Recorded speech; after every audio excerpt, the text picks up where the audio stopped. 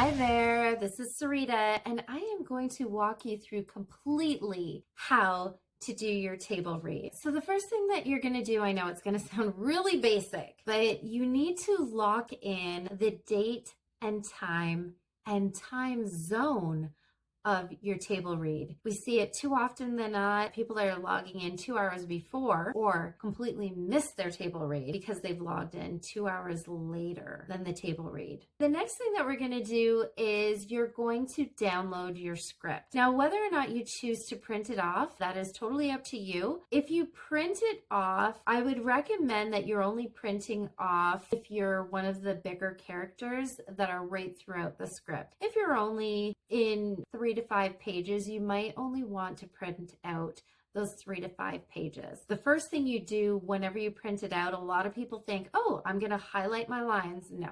The first thing you're going to do is you're going to write down all the page numbers that your character is going to appear on. Whether or not they're speaking, so they might appear there, but it could be a silent on camera. Write down all the scenes that they're in, whether they're speaking or not speaking. Also, you're going to go and start highlighting all of your lines.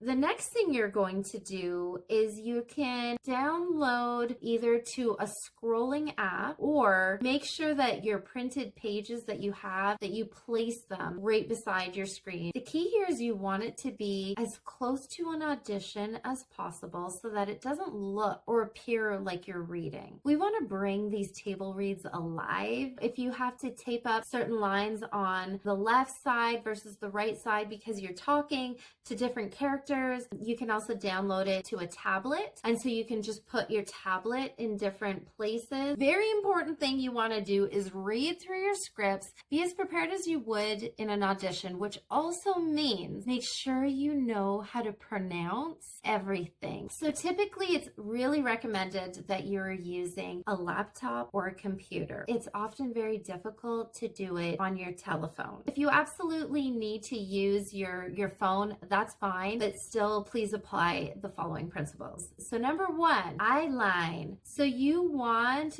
the camera lens to be at eye level or just slightly above. You want to have your trunk up. So make sure that your camera isn't down. I'm going to move this a bit because I see this and then really we're just talking heads and then there's this space up here, or where it's way down below and we're talking and it's kind of just this really awkward angle. And you want the lighting to be behind the camera facing you. I'm going to show you some examples. Typically I use box lighting. So I have these 2 fabulous box lights that are hitting my face. I can also use a ring light. The third thing that you can use if you do not have box lights and fancy lighting is one of these goose lamps. The third thing is sound quality. So I typically use my Yeti, and you would hook that up to your computer and speak through that. You want to make sure that there is no distracting noises. Test everything out before your virtual call. Next,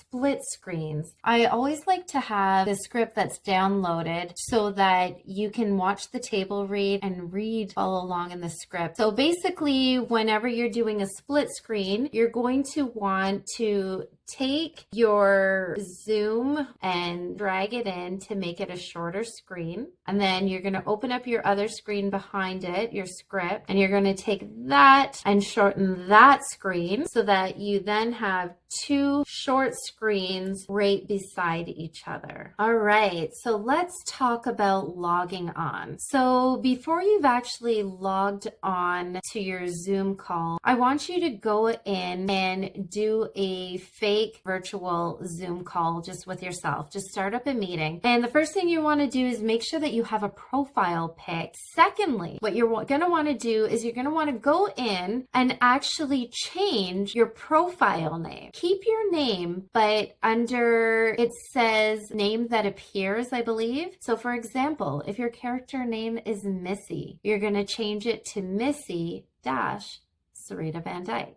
All right, so you've got your script, you've got your lights, camera, your microphone, everything's all set up. The last thing that you need to do is just have fun.